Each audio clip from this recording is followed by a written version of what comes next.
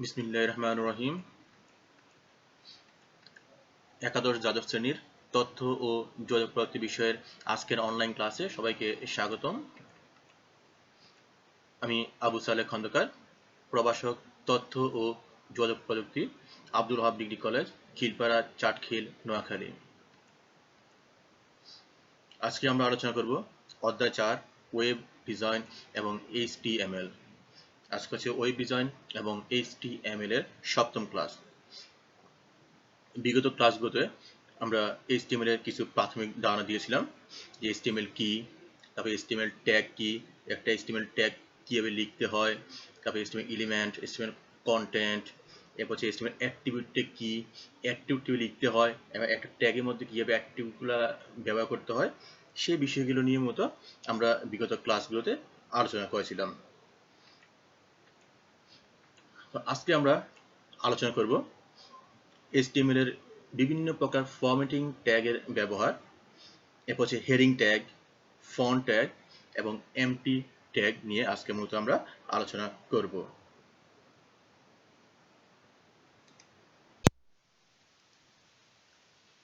এখন আমরা দেখব বিভিন্ন প্রয়োজনীয় ফরম্যাটিং ট্যাগ সমূহের ব্যবহার।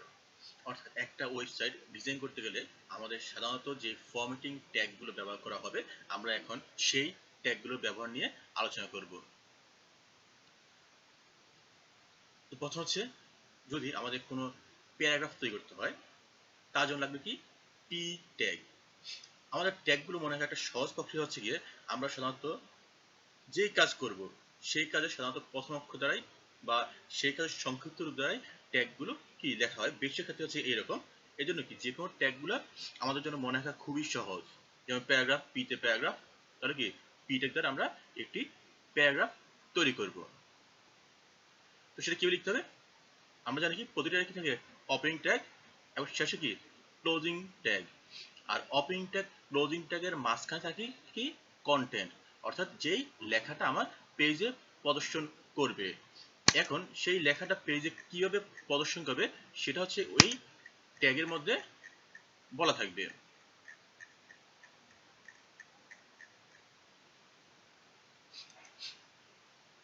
যেমন আমাকে বলে this is some text in paragraph, tag কোনটা পি ট্যাগ, তার লেখাটাকে পেজের মধ্যে প্যারাগ্রাফ আকারে প্রদর্শন করবে।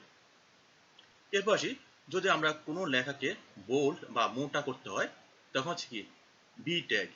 যেখানে আমরা বি ট্যাগ দিলাম, লিখলাম কি হেলো বাংলাদেশ, তাহলে এখন এই হেলো বাংলাদেশ লেখাটা কি হচ্ছে বোল্ড বা মোটা করে কি পেজে প্রদর্শন করবে। এরপর যদি কোনো লেখার নিচে আন্ডারলাইন দিতে হয় তাহলে হচ্ছে কি ইউ ট্যাগ। যেমন এখানে আমরা ইউ ট্যাগ দিলাম, তাহলে কি হলো সেটা আন্ডারলাইন আকারে প্রদর্শন করলো। এরপর হচ্ছে যদি কোনো লেখা ইতালিক বা বাঁকানো করে লিখতে হয় তখন হচ্ছে কি আই ট্যাগ। যেখানে আই ট্যাগ দিয়ে হেলো বাংলাদেশ লেখাটি লিখলাম, তাহলে লেখাটি হচ্ছে ইতালিক বা বাঁকা অক্ষরে দেখানো হলো। এরপর আসি ডিলিট ট্যাগ, সংক্ষেপে হচ্ছে ডেল। এটা কাজটা কি? এটা কাজটা হচ্ছে কোনো লেখা দাগ টেনে কেটে ফেলা হয়েছে বুঝাতে এই ডেল ট্যাগটা লেখা ব্যবহার করা হয়। যেমন আমি এখানে লেখা আছে মাই ফেভারিট কালার ইজ, প্রথমে লেখা আছে রেড, এবার কি রেডটা কেটে লেখা হয়েছে ব্লু। তাহলে এই যে একটা লেখা কাটা, এই কাটা চিহ্নটার জন্য সাধারণত ডেল ট্যাগ ব্যবহার করা হয়। তাহলে আমরা কি লিখবো? প্রথমে মাই ফেভারিট কালার ইজ, এরপর কি ডেল ট্যাগ শুরু, রেড লিখলাম, ডেল ট্যাগ শেষ। অর্থাৎ আমরা ট্যাগের মধ্যে যেটা লিখবো শুধু সেটাই হচ্ছে কি কাটা দাগ দেখাবে। এখন আমি যে হচ্ছে কি আমার রেড লেখাটা কাটা দাগ দেখাবে, তাই কি শুধু রেড লেখাটাকে আমরা ডেল ট্যাগের মধ্যে দিলাম, এরপর বাকিটা যেভাবে আছে সেভাবে লিখলাম। তাহলে কি হবে, এখন রেড লেখাটা কি সাধারণত একটা কাটা দাগ হিসেবে দেখাবে। তাহলে ট্যাগের জন্য পি ট্যাগ, কোন লেখা মোটা বা বোল্ড করার জন্য পি ট্যাগ, আন্ডারলাইনের জন্য ইউ ট্যাগ, বাঁকানোর জন্য হচ্ছে ইতালিক বা বাঁকানোর জন্য আই ট্যাগ, কোন লেখা কেটে দেওয়ার জন্য ডেল ট্যাগ। এরপর আসি সুপারস্ক্রিপ্ট এবং সাবস্ক্রিপ্ট ট্যাগ। এটা কাজটা কি? যেমন আমি এখানে থেকে একটা সমীকরণ আছে এইচ স্কয়ার বি আর একটা হচ্ছে এইচ টু ও। এই যে এখানে টুটা, এটাকে স্বাভাবিকের তুলনায় একটু উপরে, আবার এখানে টুটা কি স্বাভাবিকের তুলনায় একটু নিচে। এই যে কোন লেখা উপরে বা নিচে দেওয়ার জন্য কি হয়, সাধারণত সাবস্ক্রিপ্ট এবং সুপার স্ক্রিপ্ট ট্যাগটা ব্যবহার করা হয়। সাধারণত কোনো লেখা উপরে নেওয়ার জন্য হচ্ছে গিয়ে সুপার স্ক্রিপ্ট ট্যাগ, সংখ্যা হচ্ছে SUP, আর নিচে নেওয়ার জন্য হচ্ছে গিয়ে সাব স্ক্রিপ্ট, সংখ্যা হচ্ছে গিয়ে SUB। যেমন আমি সমীকরণ হচ্ছে A²B, তাহলে তার জন্য আমরা কিভাবে লিখবো ট্যাগ? আমার সুপারস্ক্রিপ্ট এবং সাবস্ক্রিপ্ট ব্যবহার হবে শুধুমাত্র আমার যেই অংশটা আমরা উপর বা নিচে নিব শুধু সেই অংশে। তো এখানে এ লেখাটা আছে নর্মালি, এরপর যে 2 সেটা কোথায়? উপরে, তাহলে কোনটা লাগবে? Superscript SUP। এরপর যে 2, এরপর কি আমরা সুপারস্ক্রিপ্ট ক্লোজ করবো না বি লিখবো? আমরা ক্লোজ না বিটা লিখি তাহলে কি হবে, বিটা কি উপরে চলে যাবে, কিন্তু আমার বিটা হচ্ছে কি সাধারণত স্বাভাবিক প্রক্রিয়া আছে। তাহলে কি করতে হবে, যেহেতু শুধু 2টাই উপরে, তাহলে কি 2 এর পরে আমরা ট্যাগটা ক্লোজ করে দিব। এরপর হচ্ছে কি বিটা লিখলাম, তাহলে কি হবে, এ 2টা আছে তাই সুপারস্ক্রিপ্ট ট্যাগের ভিতরে আছে 2, তাহলে কি হবে 2টা হবে উপরে, এরপর বি। ঠিক একই হবে, ঠিক আছে, H2O, তাহলে কি লিখবে H, এরপর 2টা হচ্ছে নিচে, তাহলে কি সাব, এবার 2 দিলাম,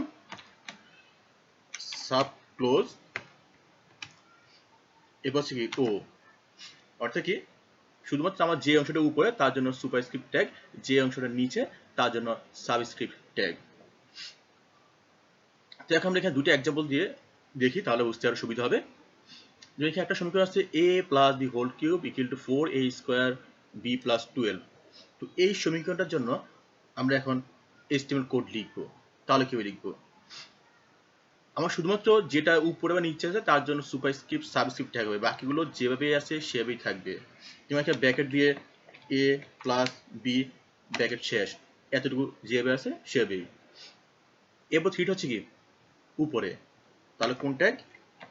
SUP সুপারস্ক্রিপ্ট, এরপর কি 3, এরপর ইকুয়ালটা কি স্বাভাবিক প্রক্রিয়া আছে, তাহলে কি 3 পরে আমরা সুপারস্ক্রিপ্টটা ক্লোজ করে দিব।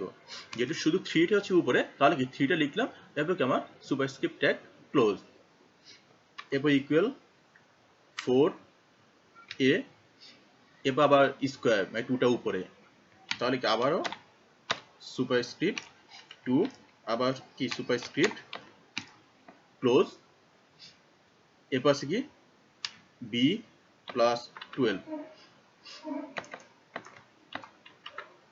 তাহলে কি হলো, শুধুমাত্র যেই অংশগুলো উপরে সেগুলোকে আমরা সুপারস্ক্রিপ্ট ট্যাগ দ্বারা শুধু সেগুলোকে উপরে লিখলাম।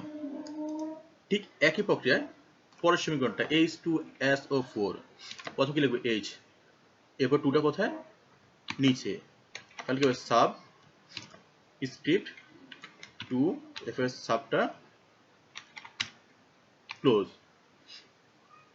এরপর কি আছে SO, এরপর আবার কি আছে 4, 4টা কোথায়? নিচে, তাহলে আবারও সাব 4, এরপর হচ্ছে কি সাব ক্লোজ।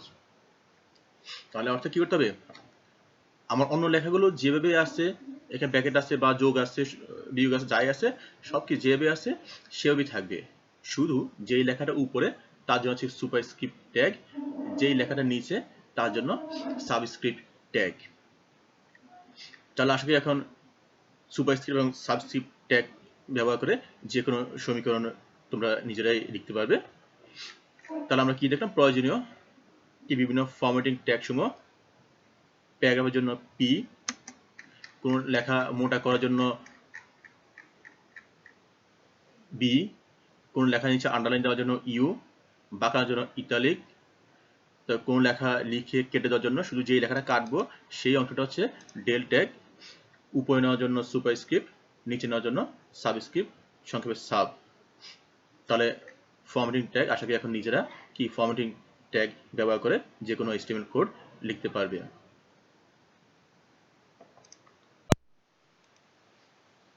এরপর আমরা আসি হেডিং ট্যাগ এর ব্যবহার। সাধারণত আমরা কোনো একটা পেজের হেডলাইন দেওয়ার জন্য হেডিং ট্যাগটা ব্যবহার করা হয়। যেমন আমরা যদি সাপোজ কোনো একটা কলেজের ওয়েবসাইট ওপেন করি, তখন সেখানে ওই পেজের উপরে কি থাকে, বড় করে উপরে কলেজের নামটা লেখা থাকে, তাহলে ওই নামটা হচ্ছে কি সাধারণত ওই পেজের হেডলাইন বা হেডিং। এই হেডিং এর জন্য সাধারণত কি কোনো একটা পেজে কি হেডিং দেওয়ার জন্য হেডিং ট্যাগটা ব্যবহার করা হয়। তাহলে হেডিং ট্যাগের জন্য হবে কোন ট্যাগ? সাধারণত এইচ তে হেডিং, তাহলে কি এইচ ট্যাগ ব্যবহার করে কি হেডিংটা দেওয়া হবে। কিন্তু আমরা সাধারণত 6টা সাইজের হেডিং ব্যবহার করি, H1 থেকে আরম্ভ করে H6, এই 6টি হেডিং ট্যাগ ব্যবহার করা হয়। এর মধ্যে H1টা হচ্ছে গিয়ে সবচেয়ে বড় হেডিং, এবার কি পর্যায়ক্রমে H6 হচ্ছে সবচেয়ে ছোট হেডিং। যেমন এখানে প্রথমে লিখলাম কি H1 ট্যাগ, লিখলাম XYZ কলেজ, H1 ক্লোজ। তাহলে কি হবে এখানে এই যে XYZ কলেজটা কি অনেক বড় আকারে দেখাচ্ছে। এবার যখন H2 দিলাম তখন কি আরেকটু ছোট হয়ে গেল হেডিংটা, H3 দিলাম তখন কি হেডিংটা আরেকটু ছোট হয়ে গেল। এবার কি পর্যায়ক্রমে যখন H6 দিলাম তখন সেটা অনেক ছোট হয়ে যাবে। তাহলে কি আমরা কি 6টা সাইজের হেডিং ব্যবহার করতে পারি। যদি আমার সবচেয়ে বড় হেডিং দরকার হয় H1, আর একটু ছোট দরকার হলে H2, এবার কি পর্যায়ক্রমে আমরা H1 থেকে আরম্ভ করে H6 পর্যন্ত 6টা সাইজের হেডিং ব্যবহার করতে পারবো। আমাদের যখন যেই সাইজের হেডলাইন প্রয়োজন হয় তখন সেই সাইজের হেডিং ট্যাগ ব্যবহার করে আমরা হেডিং দিতে পারবো। তাহলে এখন কি যদি কোনো একটা পেজে হেডলাইন দরকার হয় বা হেডিং দরকার হয় তখন কি H1 থেকে আরম্ভ করে H6 যে কোনো একটা ট্যাগ ব্যবহার করে হেডিং দিতে হবে। তো এখন আমরা দেখব ফন্ট ট্যাগের ব্যবহার।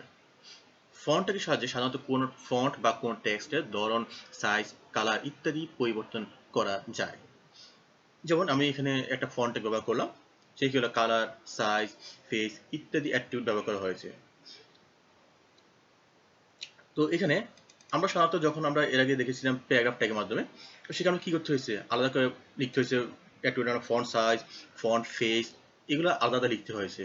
কিন্তু আমি যখন এখানে সরাসরি ফন্ট ট্যাগ ব্যবহার করে এই অ্যাট্রিবিউটগুলো ব্যবহার করলাম তখন কি এখানে ফন্ট সাইজ, ফন্ট ফেস এগুলো লেখার প্রয়োজন নেই, শুধু সাইজ, ফেস এগুলো লিখলে কি সে বুঝে নিচ্ছে এই সাইজটা, ফেসটা বা কালারটা হচ্ছে কি ওই ফন্টের কালার, ফন্টের সাইজ, ফন্টের ফেস হিসেবে ব্যবহৃত হবে। অর্থাৎ কি ফন্ট ট্যাগ ব্যবহার করে আমরা খুব সহজে কোনো একটা ফন্টের বিভিন্ন কালার, সাইজ বা ধরন কি পরিবর্তন করতে পারি। তো এখন আসি সাধারণত ফন্ট ট্যাগে কি কি ধরনের অ্যাট্রিবিউটগুলো ব্যবহার করা হয়। যেমন কোনো একটা ফন্টকে কালার করার জন্য হচ্ছে কি কালার অ্যাট্রিবিউট ব্যবহার করা হয়। তো অ্যাট্রিবিউট কিভাবে লিখতে হয় সেটা আমরা আগেই বলেছি। প্রথমে অ্যাট্রিবিউটের নেম এবং কি সমান চিহ্ন দিয়ে ডাবল কোটেশনের মধ্যে অ্যাট্রিবিউটের ভ্যালু বা মানটা, যেখানে লাল কালার করতে হলে রেড, যদি আমরা নীল কালার করতে হয় তাহলে কি ব্লু এভাবে। ঠিক সাইজ, কোনো একটা ফন্টের বা লেখার সাইজ কতটুকু হবে তার জন্য হচ্ছে গিয়ে ফন্ট সাইজ ব্যবহার করা হয়। ফেস, কোনো একটা ফন্টটা ব্রাউজার কোন কি প্রদর্শিত হবে, সেটা কোন ধরনের ফন্ট আগে প্রদর্শিত হবে তার জন্য ফেস অ্যাট্রিবিউট ব্যবহার করা হয়।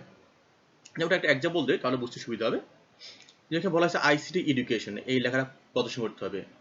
তো সেখানে শর্ত কি আছে, তার কালার হবে নীল, সাইজ হবে 20 পিক্সেল এবং ফন্টের ধরন হবে কি এরিয়াল ফন্ট। তাহলে কোনটা ইউজ করবো, যেটা একটা লেখা প্রদর্শন করবো কোনটা ফন্ট ট্যাগ, প্রথমে বলছে কালার নীল, তাহলে কালার অ্যাট্রিবিউট সমান দিয়ে ডাবল কোটেশন ভ্যালু হচ্ছে কি ব্লু। এবার সাইজ কত বলছে 20 পিক্সেল, তাই সাইজ কত 20। আমরা আগেই বলেছি যখন আমরা কোনো কিছু মান লিখবো এরকম 20 পিক্সেল বা 100 পিক্সেল তখন আমরা পিএক্সটা উল্লেখ করতে হবে না। পিএক্সটা কি যখন ট্যাগের মধ্যে বা অ্যাট্রিবিউটের মধ্যে পিএক্সটা উল্লেখ করতে হবে না, শুধু মানটা লিখলেই হয়ে যাবে। এরপর ফেস, ফেসটা হচ্ছে কি এরিয়াল, এখানে আমরা কালার দিলাম, সাইজ দিলাম, ফন্ট ফেস দিয়ে দিলাম, এরপর কি মাঝখানে হচ্ছে কন্টেন্ট এবং ক্লোজিং ট্যাগ দিলাম। তাহলে কি এখন এই লেখাটা কি প্রদর্শন করবে কিভাবে নীল কালারে 20 সাইজ এবং এরিয়াল ফন্টে লেখাটা আমার ব্রাউজারে প্রদর্শন করবে। তাহলে এখন কি আমরা ফন্ট ট্যাগ ব্যবহার করে কি যে কোনো একটা লেখার কি সাইজ, কালার, ওটার ধরন এগুলা কি নিজে ইচ্ছে মতো পরিবর্তন করতে পারবো।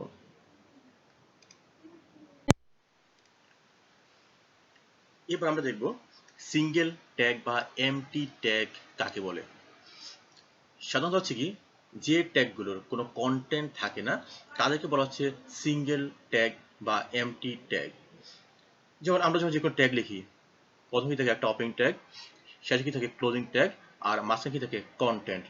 কন্টেন্ট মানে কি আমার যে লেখাটা আমার কি ওয়েব পেজে প্রদর্শন করে সেটা হচ্ছে গিয়ে কন্টেন্ট। কিন্তু কিছু ট্যাগ থাকবে যেগুলো কি কোনো কন্টেন্ট থাকবে না, সেই ট্যাগটা বলা হচ্ছে কি সিঙ্গেল ট্যাগ বা এমটি ট্যাগ। এজন্য এই সিঙ্গেল ট্যাগ বা এমটি ট্যাগ এগুলো সাধারণত আলাদা করে কোনো ক্লোজিং ট্যাগ থাকে না। যে আমরা জানি কি সকল ট্যাগে কি ওপেনিং ট্যাগ থাকবে, ক্লোজিং ট্যাগ থাকবে, কিন্তু যেগুলো এমটি ট্যাগ সেগুলো কি আলাদা করে কোনো ক্লোজিং ট্যাগ থাকবে না। কেন থাকবে না? কারণ আমরা জানি কি ওপেনিং ট্যাগ এবং ক্লোজিং ট্যাগ মাঝখানে থাকে কি কন্টেন্ট, অর্থাৎ আমার যেই লেখাটা আমার ওয়েব পেজে প্রদর্শন করবে সেই লেখাটা। কিন্তু যেহেতু এই ট্যাগগুলো কোনো কন্টেন্ট নেই, তাহলে কি সেগুলো আলাদা করে ক্লোজিং ট্যাগের প্রয়োজন নেই, সেগুলো কি শুধু সিঙ্গেল ট্যাগ হিসেবে ব্যবহার করা হবে। তো এখন দেখি এই এমটি ট্যাগ বা সিঙ্গেল ট্যাগ কোনগুলা ব্যবহার করা হয়। সাধারণত আমরা তিনটা সিঙ্গেল ট্যাগ বা এমটি ট্যাগ নিয়ে কাজ করব। এখন দেখি সেগুলো ব্যবহারটা কি। যেমন প্রথম আছে কি বিআর ট্যাগ। তো এই বিআর ট্যাগের কাজ কি? বিআর মানে হচ্ছে কি ব্রেক, মানে কি কোনো একটা লাইনকে ভেঙে ফেলার জন্য এই বিআর ট্যাগটা ব্যবহার করা হয়। যেমন আমরা একটা এক্সাম্পল দিই, যে আমরা এখানে প্যারাগ্রাফ ট্যাগ লিখলাম, Bangladesh is land of natural beauty. তার কি এই যে পুরো লাইনটিকে এক লাইনে প্রদর্শন করলো, অর্থাৎ কি পেজে পুরো পরে এরপর সেটা অটোমেটিক সেকেন্ড লাইনে যাবে। কিন্তু এখন যে আমাকে বলা হয় যে এখানে বাংলাদেশের যে ল্যান্ড, এই ল্যান্ডের পরে এখানে লাইনটা ভেঙে যাবে, অর্থাৎ বাকি অংশটা পরের লাইনে চলে যাবে, তখন কি লাগবে? আমরা যদি এভাবে লিখে দেই তাহলে সেটা সাধারণত এক লাইনেই প্রদর্শন করবে। এখন যে আমার এই ল্যান্ডের পর ভাঙতে হয়, তাহলে ভাঙার জন্য কি লাগবে? একটা লাইন ব্রেক ট্যাগ লাগবে, মানে কি একটা বিআর ট্যাগ। তো বিআর ট্যাগটা কোথায় হবে? আমরা যেখানে লাইনটাকে ভাঙবো ঠিক সেখানেই কি আমাদের বিআর ট্যাগটা ব্যবহার করতে হবে। কোথায় ভাঙবো? ল্যান্ডের পরে লাইনটা ভেঙে যাবে, তাহলে কি এখানে এই ল্যান্ডের পরে কি হবে? আমি এখানে বিআর ট্যাগটা ব্যবহার করব। কিন্তু আমরা আগে বলছি কি এটা কোনো আলাদা করে ক্লোজিং ট্যাগ লাগবে না, যেহেতু এটা সিঙ্গেল ট্যাগ, তাই আমরা এখানে বিআর টি দিলাম, তাই কি ল্যান্ডের পর এখানে লাইনটা অটোমেটিক ভেঙে বাকিটা পরের লাইনে চলে যাবে।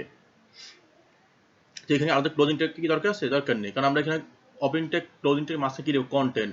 তো এখানে একটা লাইন ভাঙা হয়েছে, কোনো কন্টেন্ট নেই, তাহলে কি আলাদা করে ক্লোজিং ট্যাগের কোনো প্রয়োজন নেই। তাহলে বিআর এর কাজ কি? কোনো একটা লাইনকে ভাঙার জন্য বিআর ট্যাগ ব্যবহার করা হয়। এরপর এইচআর, হরিজন্টাল লাইন, অর্থাৎ কোনো একটা সমান্তরাল লাইন টানার জন্য এইচআর ট্যাগটাকে ব্যবহার করা হয়।